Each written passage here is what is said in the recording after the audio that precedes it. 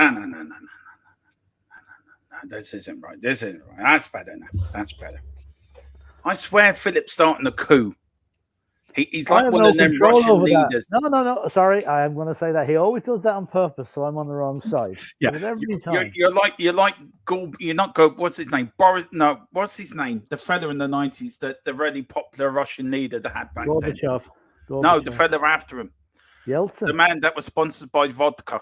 Boris Yeltsin. That's you. Yeah. You understand the top of your track. Jesus Christ! I've been compared to some people in my life. Boris Yeltsin. Jesus. You're standing on top of your tractor with your flag flying. The man that wasn't sober stood up on the tank more than 10 minutes. Do you remember he stood up on the tank flying the Russian flag? Jesus, he was like Father Jack being sober for the first time in 12 years. Yeah. Is he still alive? No.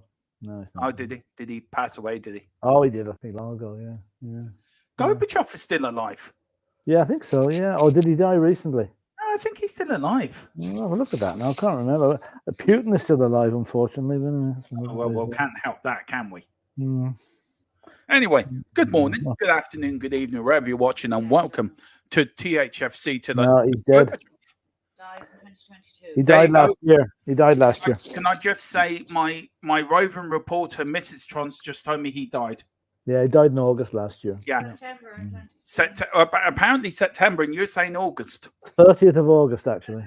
No, his funeral was 37th. Died on 30th of August. Yeah, there you go. Derby, I totally agreeing with you. You're sacked.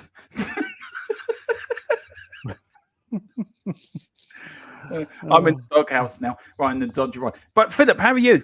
It's a slow day for news, but we have got a bit of news around. Yeah, a few little things knocking about. It's a typical Thursday here. It's raining 1 minute, sunshine in the next. So I don't know what.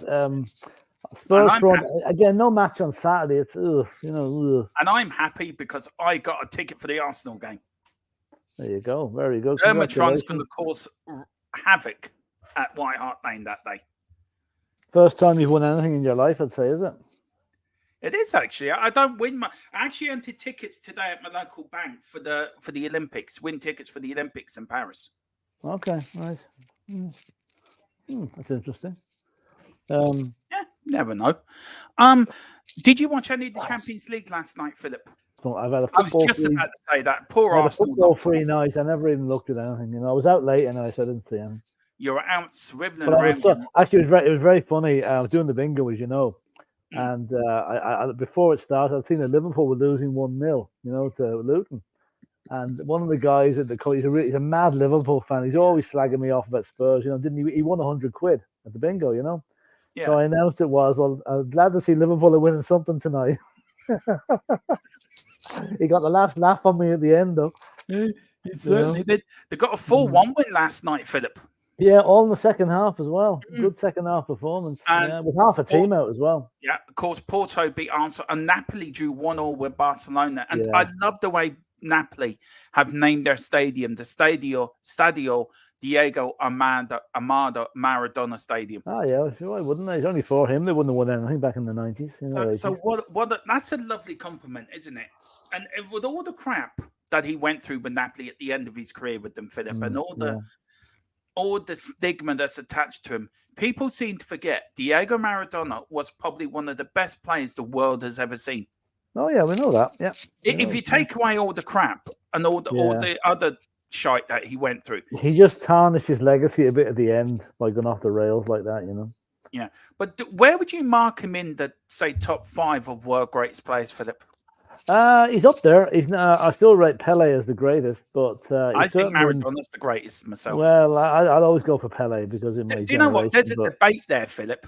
There is a show there. There is, but I mean, I'm never going to move away from Pele. You're never going to go away from Maradona. So I would say they're 1 and 2 between them, whichever. Yeah, whichever. Messi and Ronaldo. They'd be close third and fourth. I'd be ahead of Messi ahead of Ronaldo. Yeah, I'm a Messi fan as well, to be fair. Yeah. But look, it's an interesting debate how great players were, Philip. And you go back to the back in the day, and you go back to players like Georgie Best, or you go back to Martin Peters or Jimmy Greaves, and or players like Glenn Hoddle and Chris Waddle and Gazza, and we've been so lucky to have individuals to come into our lives as football fans to see really these great players grow, haven't we? Yeah, that's true. Very true. If Yeah, you we have. I mean, naming a world-class 11 would be so difficult. Oh yeah, it would absolutely very difficult. You know, there'd be Where would so you many put players. Where would you put the likes of Franz Beckenbauer and Johan Cruyff in there, Philip, and players? I know they're different generations, but where would you put players like that in your top 10? Well, Cruyff and Beckenbauer are pretty much the same generation, but oh God, I mean, I think it'd be nearly impossible to do it's possible, but very, very difficult to do an overall best 11. I think what you need to do is break it down every decade. Yeah, because let's face it, that's usually what they last 10 years would be the height a lot of the top of their career. So if you did one for 70s, you'd have the 60s. You would have the likes of Greaves, Charlton, Beckenbauer, Di Stefano, Pele in. The 70s, you'd have the likes of the German team. What do you call them? Beckenbauer.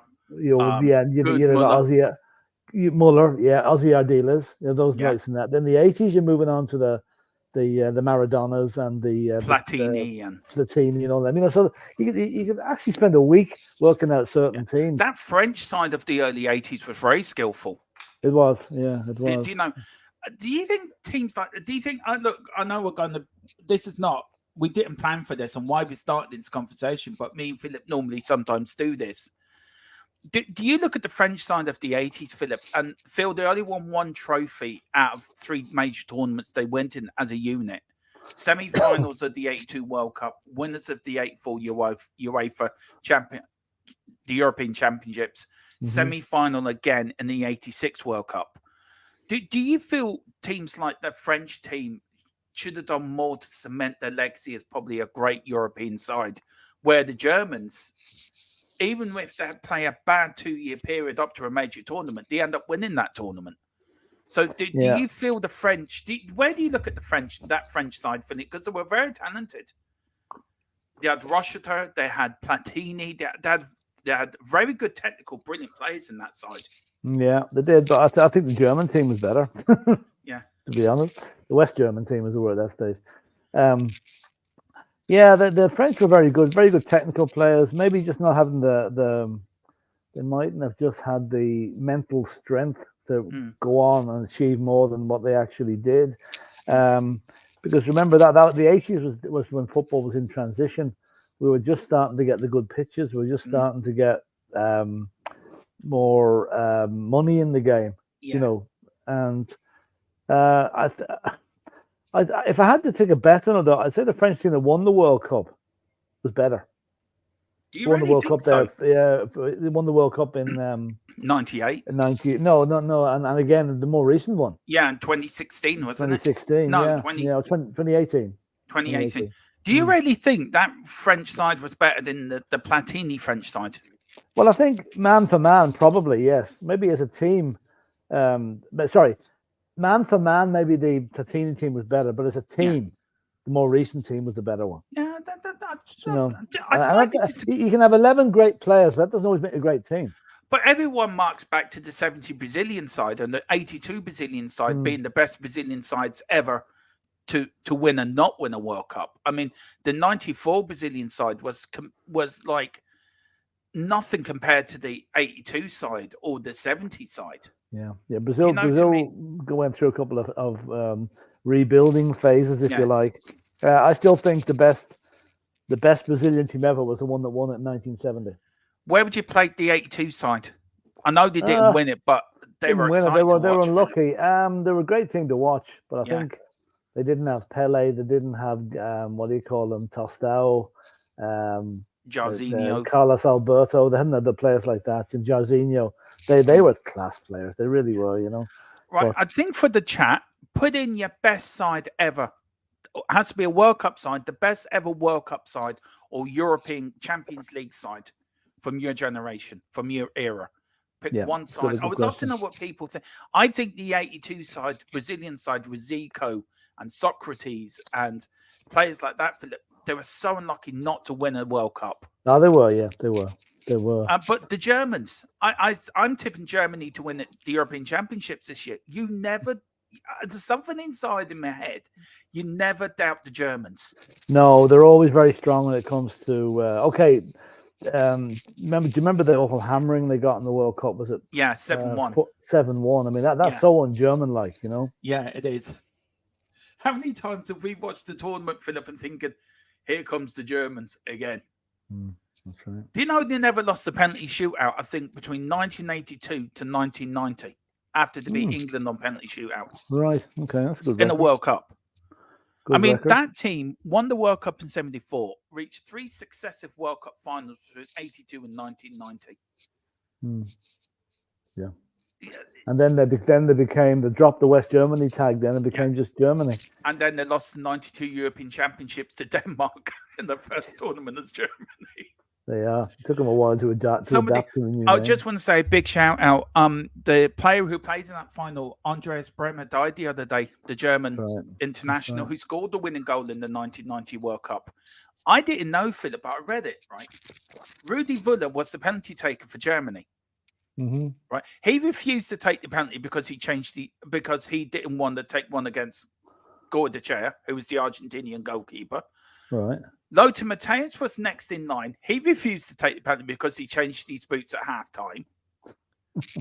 Right, so it's left to Andreas Bremer, right, who is ambidextrous. He could hit the ball with both feet. Yeah. And he scored one of the best penalties, I think, ever to be. That World Cup final was a disaster anyway. Argentina players got 2 sent off. Maradona was crying because he just couldn't cheat his way to the final. But greatest player ever cheating, damn it. That doesn't sound good. Yeah. He changed his boots. He did. In that final, Lothar Matthäus changed his football boots at halftime. Yeah. Oh, yeah. Fair dues to Bremer for standing up and taking the penalty. It took some nerve to do it, yeah. Yeah. Some nerve but he sadly died there at 63, Philip. 63, very young. Very no age at all. Big up to Wembley one. Afternoon, everyone. Forza Porto. Yeah, come on, Porto. Yeah, come on, Porto. We will be doing the watch along to the second leg for that game. Praying Arsenal don't score. Yeah. Sonny KL7, big up, Sonny. By the way, I believe Arsenal didn't have a shot on target at all last night. Can I say massive thank up to Sonny, who became a member the other night as well, Philip. And also, I forget, somebody else become a member as well. And can you wish happy birthday to, what's his, maybe somebody in chat room remind me, the young lad's name. One of you lads put in, our members put in, it was his son's 7th birthday. And I've meant to mention to you yesterday. All right, I didn't see that one. I forget. Maybe one of them in the chat, Wayne or Colin or Sonny, might be jog their memory who it was. Side answer. That's it. His young lad. Could you put in your young Hunter? Could you wish Hunter a happy 7th birthday for the other day, Philip? Because I said to him I will get you to do it. So you can. Happy birthday, Hunter! 7 years of age. I'm telling you, you're on the way to being a teenager. So enjoy the last few years before you reach that. And I hope you're a good Spurs fan like your dad. There you go. Big up. There you go. Side answer. I'm sorry I forgot. Sorry I forgot to do that yesterday. I do apologize, but big up. We've got Eltel Cockerell. Boss Trades, as I say, pork and cheese. Good afternoon. That's big up, Eltel Cockerell. Big up. We've got Vicat. Hi. We've got Wayne Bonner. Good afternoon, everyone. I hope you're all well. Father Jack has been sober. Was terrifying. Yeah, it was. Yeah, it was. That was a funny Father Ted, to be fair. It was. Colin Cross, big up Colin, over in the Welsh mountains there, singing on top of them like he's Tom Jones, getting out his Welsh national pride from one Celt to another. Good afternoon. Wayne Bonner, damn, did Dermot just do a Levy by sacking someone? No, I've rehired her now. Mrs. Tron's been rehired. We had a debate about it, and her argument was better than mine, so been rehired. Come here, can I just say something? I meant to mention it yesterday, but has everybody watched this video? Of James Maddison and Samuel, the young lad with cerebral palsy.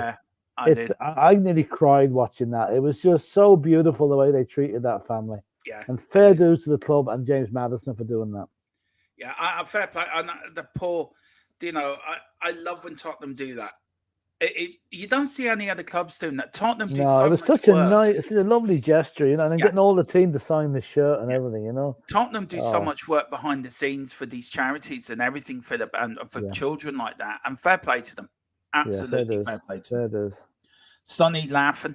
Sonny's just fell off his chair and his missus looking at him, rolling around on the floor. She's shaking her head again. Do you know what, Sonny? Just get on. Can I make a suggestion about our Sonny, the player Sonny? Yeah. I hate to say this, but I think he will leave Spurs in the summer. Yeah, I've heard a rumor. Now, I read this. I haven't heard it from anyone. A double up rumor. Was it two players going to the same club? Rumor. I had. That's what I was hearing. With Mo Salah. With Mo Salah. Yeah. I think there's more to that story than just usual. I think there rumor is. Mill. I think there is, Philip. I really do think there is. But Colin Cross says, being Welsh, Maradona had the best ever headed goal. See, somebody else agrees with me. Yeah. Somebody else agrees with me. About he handled the ball. He might have stuck the ball up his jumper with his hands. It was so obvious. Yeah. Best ever headed goal I've ever seen against England in the World Cup. Harry jumped like a salmon above. Exactly, Colin. Absolutely. See, somebody else saw it my way as well. I think he's being sarcastic, Dermot. He's Welsh. He won't want England to win anything. No, we've got a massive. We should put a massive statue of Maradona in Dublin somewhere. Oh God! Oh. Now, apart from the handball, Philip, he was generally the greatest player. He did take a whole. To be fair to him, though, Philip, apart from that handball, which is very normal in Argentinian football, by the way, he did drag a barely sort of not very great Argentinian side to a World Cup win. Yeah, of course he did. Yeah. And the second goal he got that match does away with the first one. The second goal was just pure genius. The two goals against Belgium in the semi-final. And then when he passed into Burruchaga to get the third against Germany. I mean, yeah. How gifted his left foot was unreal. My left foot, yeah. His right wasn't too bad either when he used it as well. Yeah. Do you know? Anyway. Yeah, big up Dermot and Philip. Big up Mr. Peter M. Hope you're doing well. Am I the only one who saw Maradona use a step ladder for that goal? No, I saw it as well, Wayne. Yeah. I saw it as well. Wayne, it didn't happen. It didn't happen. He scored it with his head. Me and Colin both saw it. How could both of us be wrong? The other 48 million are right. No, they're wrong. Me and Colin are right. Okay, fair enough. Yeah. Even the BBC missed it first time round. BBC had to look at 3 or 4 times. Of course they did. That second goal, right, Philip? I watched it the other night. What a goal! If you were a defender, would you have hacked him down before then? To be fair, he couldn't catch him to hack him down. Get near him. I couldn't get near him. Yeah. David Sheena. G'day, Dave. G'day, Dad. Dave. G'day. We've got Socrates. What a player it was. Yeah, he was. Just like a.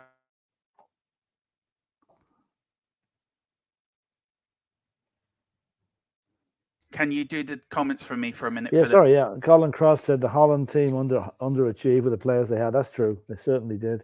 They were an amazing team. The Dutch team probably played the purest football of any European team in years. I just need to go back to where we are here now. That's all right. I'm here. Yeah, sorry. No, you bring them up and I'll read them anyway. 70s Brazil. That's my team. That's my team. Yeah. And just jumped. Sorry, Philip. Sorry, it's just jumped. Peter M saying, of course, 1992, 82 was the World Cup where the West German goalkeeper Schumacher floored Battistan. Yeah, gee, he nearly killed him. Knocked him out, didn't he? Yeah, I wonder would he got a red card. What would VAR have said about that challenge? Schumacher's quite dangerous when it comes to sports. Yeah, I know, between racing drivers and goalkeepers. But VAR probably would have said it was 50-50. Yeah. Wayne's going for the same as you. Yeah, that's it. We've got a David Shears going for 19, the Australian team. And that. I can't say I can remember too many names in that team, David. Wayne Bernard changed his boots at half time. That actually happened. Lotus Mateus changed his boots at half time. Yeah, right. 2010. No, do you know that 2010 Spain side, Philip? I never thought they were that good. I thought they were good individuals, but not a good team. Yeah, funny. I've very little recollection of that team, actually. Yeah. But they had Xavi. They had who else did they have in that team? Oh yes. That's all I can remember. Xavi. Yeah. Shows how good that Spain side was. But yeah, it's 2010 to won the World Cup. Havertz can use both feet. They're both crap. Yeah, true. Big up to Daniel Field. Good afternoon, Dermot, Phil, and all. Cy Dance says 83 says, well done, Arsenal. Yes, well done. We're really proud of you. Peter M, lead this one for you, Philip. Yeah, Italian 90 final, one of the worst ever. My personal favourite is the 70 final with Italy and Brazil. Yeah, that's the one that's when Brazil got the couple of cracking goals in that final. Especially the one that sat up. I think it was Carlos Alberto. The ball just sat up as he hit it perfectly and bang, right back of the net. It bobbled on the pitch, but perfectly for him, you know.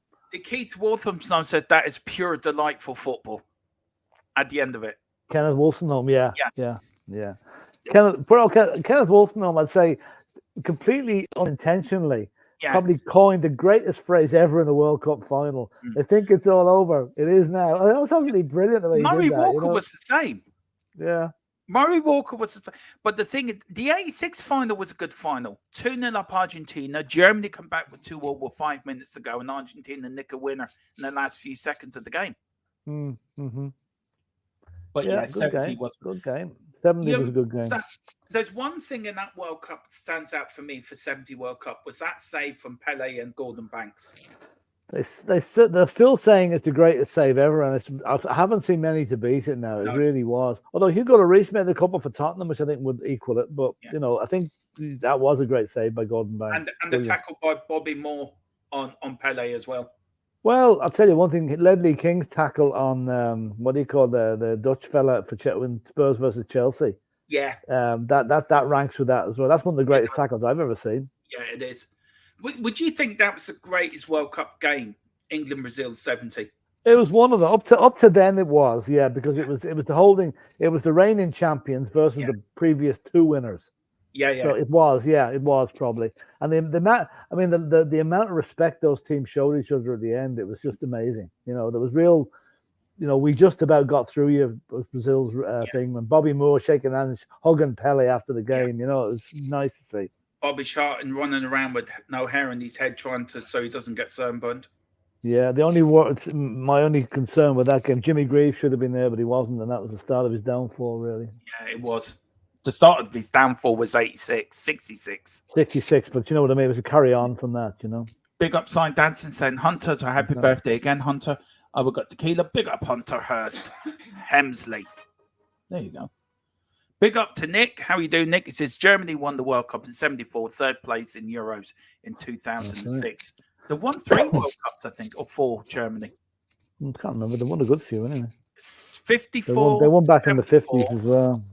54, 74, 1990, and the World Cup in Brazil 2014.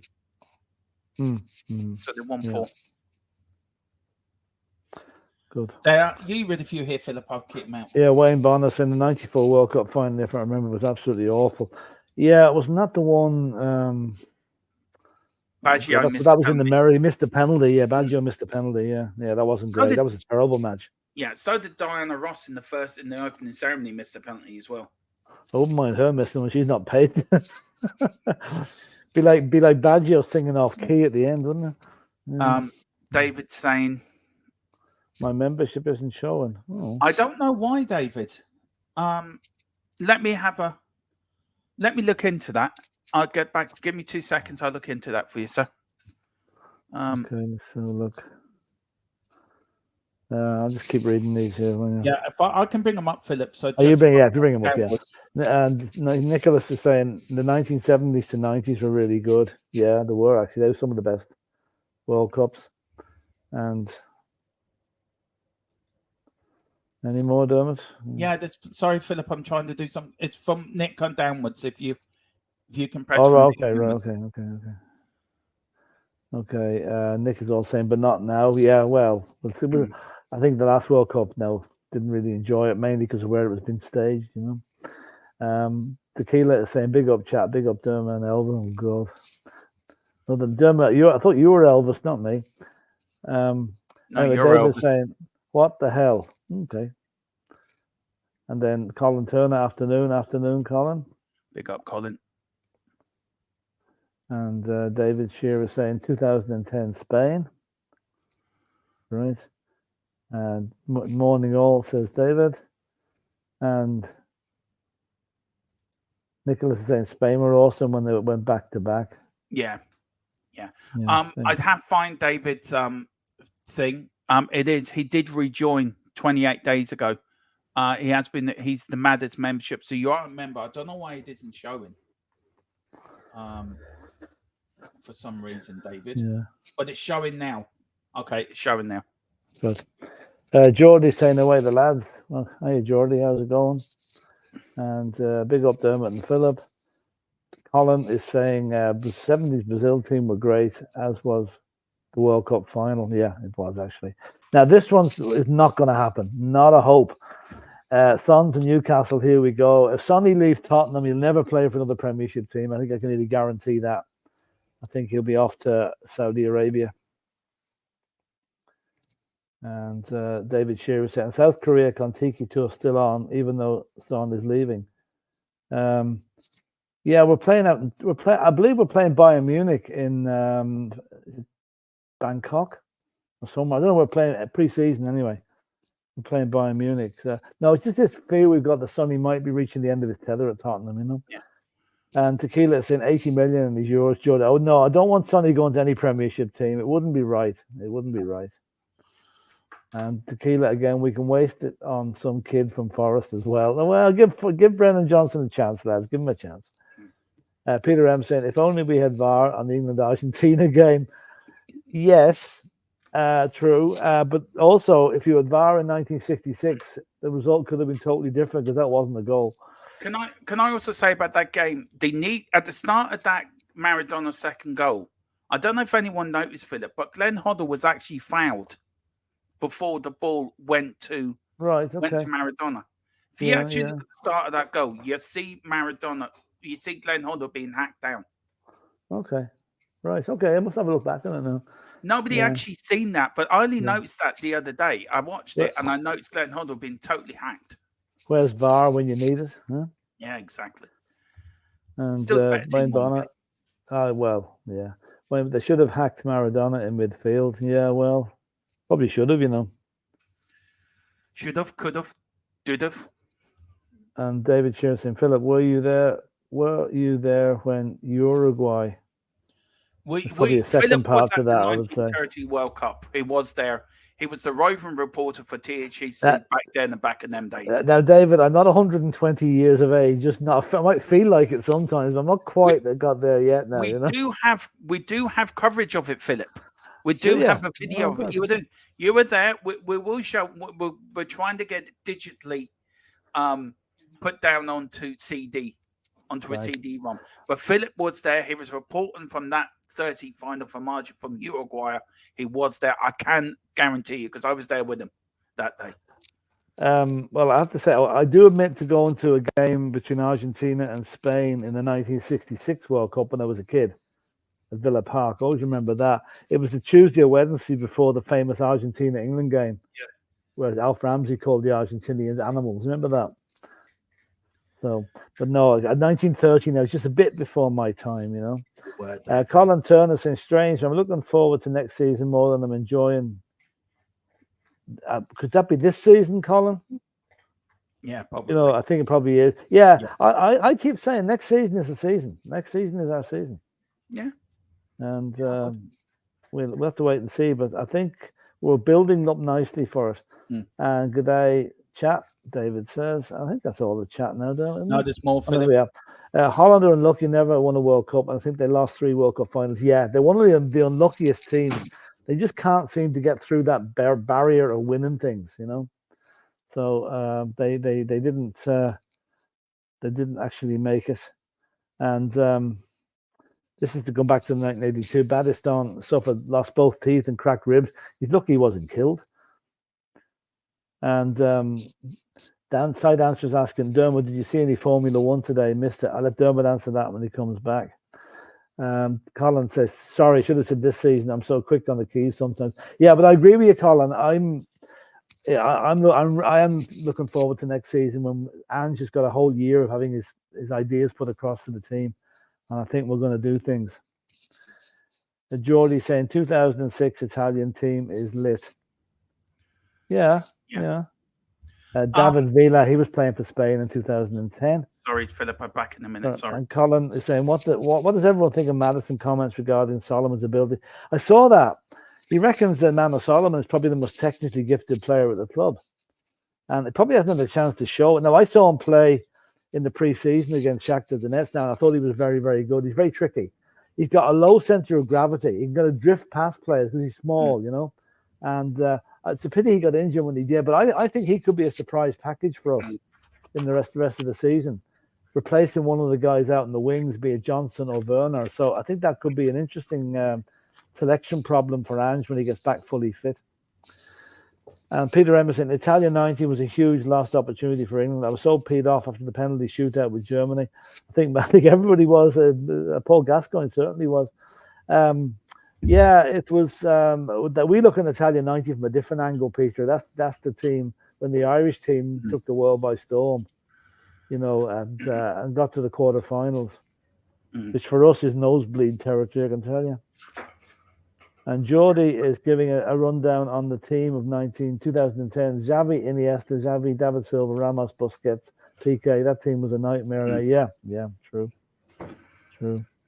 And Side Answer is saying, I always remember the 1998 Brazil team. Yeah, good one.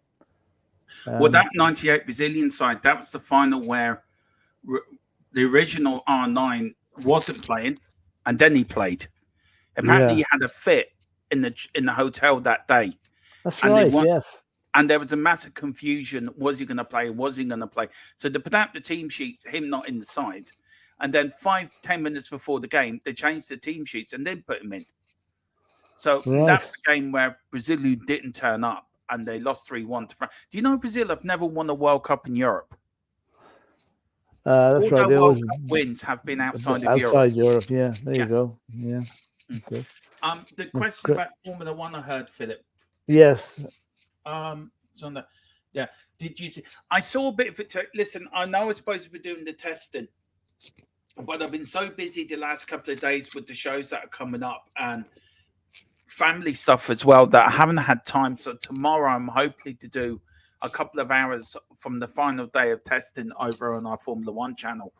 But don't worry, as from next Thursday, I will be covering both practice sessions, qualifying and the race. Hopefully, Philip will be able to join me for the race or the qualifying, hopefully, as well.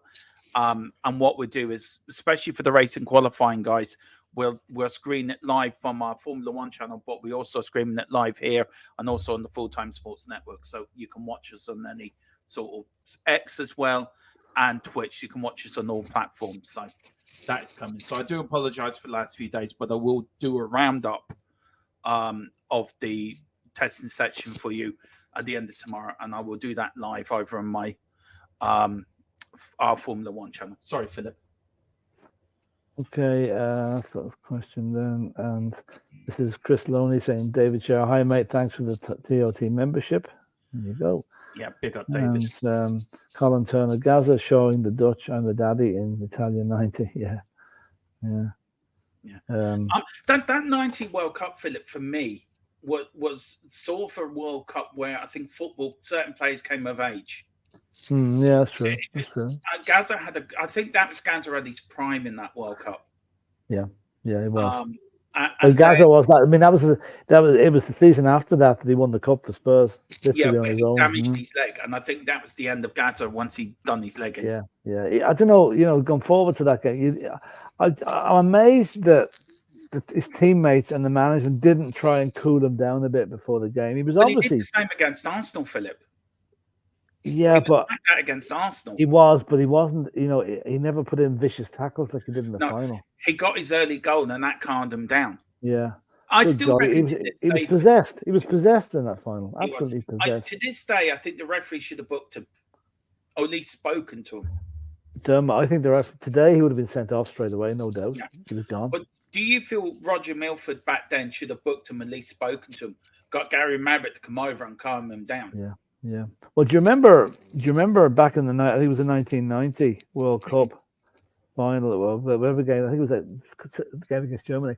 Gary Lineker pointing over to the bench and saying, keep an eye on him."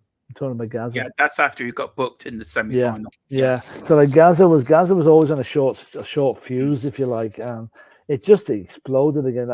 Let's face it. I know he got it to the final, but he could have easily lost us that final. Yeah. Easily lost us that final. When Lineker went like that to the bench. That's right, the bench. Yeah, keep an eye on him. You can lip read him. Keep an eye on him. Yeah. Good day, Chris. Good day.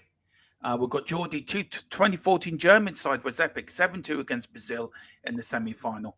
Yeah. Not one they want to remember, I don't think. 2002 Socceroos nearly tipped Italy out, but for that sus penalty. All right. Dodgy penalty. Been a few of them. Where was the 2002 World Cup? Oh God! It was in Japan. That's Japan and Korea. That was the Mick McCarthy, Roy Keane Cup World Cup. Yeah. God, the chat's humping today, Philip. It really is. David, all sorted. Good man. Tastia, Rivellino. Yeah, they were back in the 70s. Yeah, great player. Did he have that famous left foot on him? Reverino, or was it his right foot? Oh God, now you've got me. Yeah, Tostel was actually a dentist. Went on to be a dentist after he finished football. I think it was his right foot. It was a bullet anyway. Whatever way, it was an absolute hammer. It was. England, Germany, Mexico was a good game. 2-3 to Germany. Yeah, 1970. Now I'll always remember that game. David Coleman was doing the commentating for England. You know, England were 2-0 up and they were coasting. And next thing, when Germany got it back to 2 each, and then when they scored the winner, David Coleman was commentating. He says, "A goal." That was it. A goal. I used to love him. He went 1-0. Like he used to. Who was that? David Coleman or Brian Moore? Who was the one that used to shout 1-0 when the ball went in? That was his goal celebration. 1-0. 1-0. Yeah. Brian Moore was a good commentator as well. Yeah. Don't forget, it was the Spurs player who passed the ball to Maradona to score. It was Gary Stevens. Gary Stevens, yeah. So and he claiming the assists for that. He's claiming the assists for it. Now, who got the shirt at the end of the game? I don't know. Who got the Maradona shirt at the end of the game? Because I'll tell you one thing. I hope he still has it. It was worth a fortune. He sold it in auction 4 years ago for 7 or 8 million. I know. Terry Butcher was trying to drag it out of his hands after the game, apparently, to tear it to shreds. God. Apparently, they had to sit. Terry Butcher and Maradona sat in the room for drug testing in the '86 World Cup after the game. Right? Never said a word. All he said. There's my phone call, Dermot. Sorry. Okay. Don't forget, that's true. I thought Alan Mullery had a very good World Cup in '70. Well, Colin, I'll take your word for it. Bit before my time. Morgan, Gibbs, White. Yeah, that's it. We've got Colin Turner, Ron Greenwood on huddle. He can learn from the bench. So mishandled by I agree with you, Colin. I feel Glenn Hoddle was so misused by England managers. Keith Burkenshaw got him at Spurs and gave him the license to do what he did best. And I feel the likes of Ron Greenwood, Bobby Robson just misused him. And I feel if they put Hoddle where Hoddle could do damage, I think England would have had their own Michel Platini in that midfield. And I think he would have been your Maradona. He would have been your Michel Platini. He would have been your Pele in that midfield. I really do believe that. And I think you didn't use him right. And I feel either it was the players around Glenn Hoddle, or it's Glenn Hoddle himself, or it was the England, how they set up. I don't know, but I feel that Hoddle could have done more. Coaches could use Hoddle more, Connor. I don't know if you agree with me. I'm sorry about the noise as well. I do apologise. It's very hard. I'm doing my setup in the sitting room, so I have no other around the house to do my streaming, so you may get a bit noise, so I do apologize. Very, very sorry. Pele's first ever go for the Brazil was against Wales in the 58 World Cup. Well, yeah, it was. Went on to score 2 against France, was it? Or 3 against France and 2 in the final. I think, wasn't the French player that ended up with 13 goals in that World Cup? I think it was. Big up to Colin. Big up Colin Cross-Cobber. G'day, mate. We've got Wayne. I like Salmon. He's going to create more chances and goals when he gets on the pitch. Yeah. Solomon. Yeah, so do I. I think he will do. Of course, I fully agree about Allen and Italy United. Love them too. Yeah, we had a great World Cup. We showed the World Cup how it's supposed to be played. We should have won that World Cup. We have missed him, Wayne Bonner. Yeah, certainly have. Colin Turner. Wasn't Cliff Jones given the player of the tournament in the 58 World Cup? I think he did. I think he was given player of the tournament, and rightly so. I think Harry Kane's had a bad spell put upon him. Everywhere he goes, if teams fail, Bayern Munich won't win the Bundesliga. 8 points behind and don't play the leaders again this season. I think Bayern Munich won't win the league. I think Inter Milan are going to win the Champions League, and a lot of people don't agree with that, but I think they will. But I think Harry Kane's cursed. I bless him. I don't think he's going to win a medal. And now, Bayern Munich can turn it around. Football's a funny way of making you go through the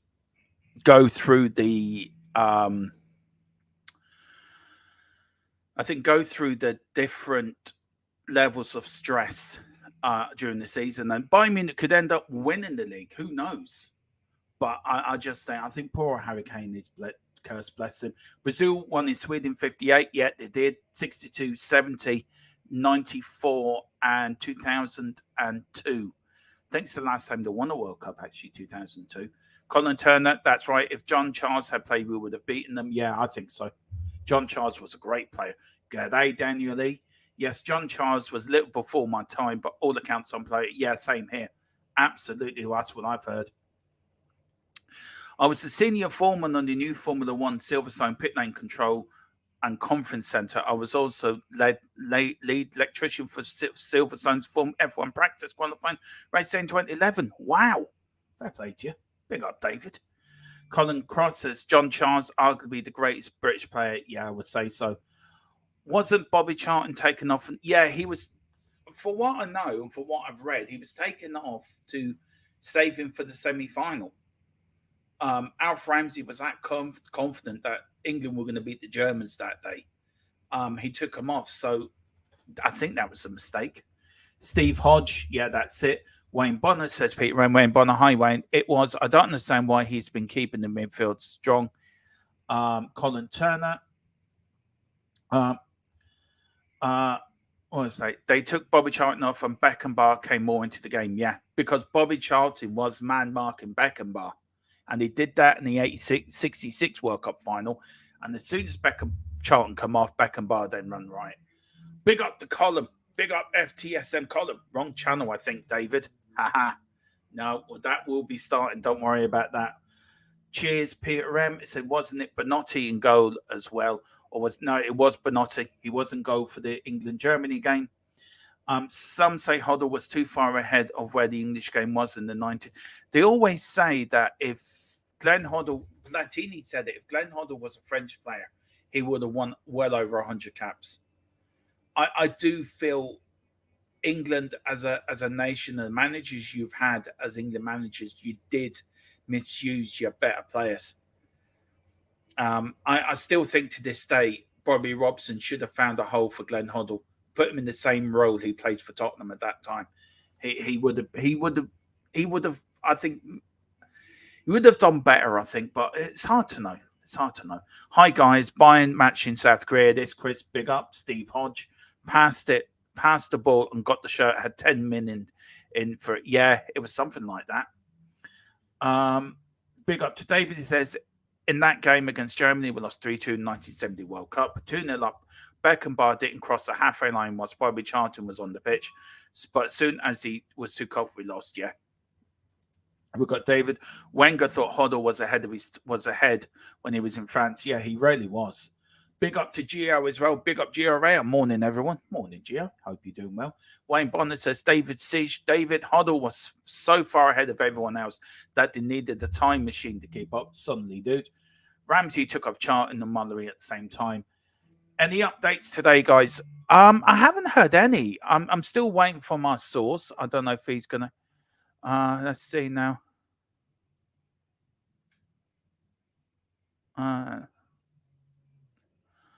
Right. This is the latest we've got on the Tottenham thing, which I've been waiting for. No date set yet as regards to the charges, right? But I have been told that the FA have to prove it, I think, by Spurs legal team, as they believe the evidence is circumstantial at best. It might be a points deduction next season if it's proven. So nothing this season, but the points deduction could come in next season. So we're waiting for more news on that. That's just been given to me by my source, who I do trust very much. But that is the latest we've got on that. There were 2-0 up at the time. Yes, there were. Yeah, it was Column. Yeah, it was Column. Thanks, mate. Yeah, and I'm sorry about that, David, about the glitch there. I know you've paid for your membership, so it should not be. I shouldn't have taken it off, so I do really apologise. Right, well, that's all the chat. It's taken me 48 minutes to heading back to bed soon. Bad Derm, Phil, and everyone in the chat. Well, David, we are on later at 9, so please come back later for the football debate. Me and Philip are going to crack into that. Greenwood preferred the strength and work rate of Brian Robson, who was a boxer. Blame Greenwood for Hoddle's lack of England caps. Yeah, it was. He was in the 4 times networks chat, mate. That's why it didn't show. And Headham, yeah, that's why it didn't show. Absolutely right, says David Clark. Now, guys, news around. What have I got today? Well, there's not really a lot of news, but I will start with Manchester United saying columns in the chat. So let's start with that. So Jim Ratcliffe admits Old Trafford is tired and needs of refurbishment.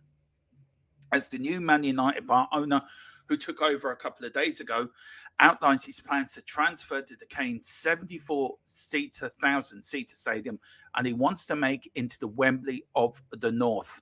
So even if you let me know, Colin, in the chat, where would you... Do you think you need to knock down Old Trafford, or can you refurbish it bit by bit? What would you do? And let me know what we do, because I think if you go back to even to Euro 96, there was a lot of... Old Trafford was one of the first named stadiums on the list to host European Championships games. It's hosted finals as well for UEFA. It really was the most updated stadium in the whole of the British.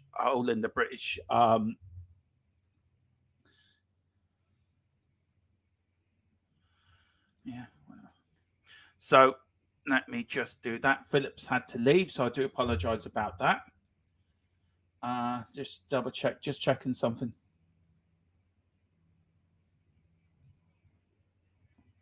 Okay, yeah, that is grand. Colin says, I think it's a rebuilding, to be honest. However, I don't like the idea he wants taxpayers' money to pay for it. That's another thing, Colin. I haven't read fully into it. But if that is the case, then surely then does that sort of take away of spending your own money? If you're supposed to be a billionaire and you're supposed to be pumping money into the club, you can't expect taxpayers who are enough to pay at the moment to pay for a stadium for Manchester United. I don't get that. I don't understand that. I don't know where he's coming from on that. And I feel that there may be a backlash to this in some way, shape, or form. I don't know what you think. I don't know what the Man United supporters group think of this. It's if he wants to use... Yes and no, he says. It's because City have had their stadium paid by taxpayers, so have West Ham. Yeah, but does it mean if it's like, well, it's like Tottenham saying, okay, we have... Man City and West Ham have had their stadium paid by taxpayers. We want the same. if you buy a club and you're supposed to be pumping millions into that club, is you have the responsibility to pump your own money into that club. You can't expect taxpayers to pay for it.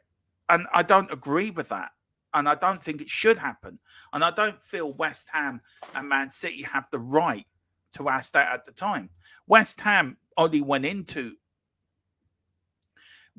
moved into a stadium that was built by the government for the Olympics. So technically West Ham are homeless. Man City had enough money pumping into their club from Saudi Arabia to build their own stadium, 25 of them if they wanted to. So why are clubs that are multi-billionaires, rich, asking taxpayers to pay for to build their stadiums? That is not right, and it shouldn't happen. Where did these multi-billionaires get off? It's tough enough for people out there who are struggling to pay mortgages, who are struggling to pay bills, who are struggling to pay for food, who work hard, pay their taxes. So that taxes, sort of like health services and public services, are paid for and upkept and enough that people have the services there. But no, okay, Man United want to build a new stadium. Well, don't worry, lads, I've got a plan. Let's get the taxpayers to pay for it. Saves me bumping in a few billion, and I can keep my money and go keep drinking on my yacht. It's not right, and it shouldn't be right. Read today that Man U have land beside Old Trafford, a new build. That's why billionaires are rich. Exactly, Chris. Salford has a bit. Yeah, they do actually. Colin says, my personal opinion, he should pay for himself. Yeah, I agree with you. He should do. If Radcliffe wants a new stadium, he can pay for it. I pay for enough via taxes as it is. He's a billionaire. I'm not. Absolutely spot on. Isn't Radcliffe asking for some sort of financial funding? I think this is for me. This is wrong. This is totally and utterly wrong. I understand that he wants to improve the infrastructure. I get that, but asking Man City, who are owned by a oil-rich nation, asking for taxpayers to help build a stadium. West Ham, who don't even own their stadium, they're renters there. They don't even own the stadium of their own. And then Man United now want to say, well, I'll tell you what, we want a new stadium, but don't worry, guys, we get the taxpayers to do it. They're paying enough. As Wayne says, he's paying enough in taxes as it is. It's ridiculous. Charity begins at home, Mr. Radcliffe. Absolutely spot on. I understand it because he wants to be able to use it for Euros and World Cups, rugby finals, etc. But he should have to pay with his own money. Exactly, spot on. If Spurs have gone to the London Stadium, they were going to demolish it and build a new. Yeah. I look. If Spurs have gone, yeah, exactly, and I don't know. I really don't know, but I just think it's wrong. I really do think it's wrong. Big up to Ellie. Spot on, Dermatron. It's not right. It's not right. And it shouldn't be right. Excuse me. Sorry.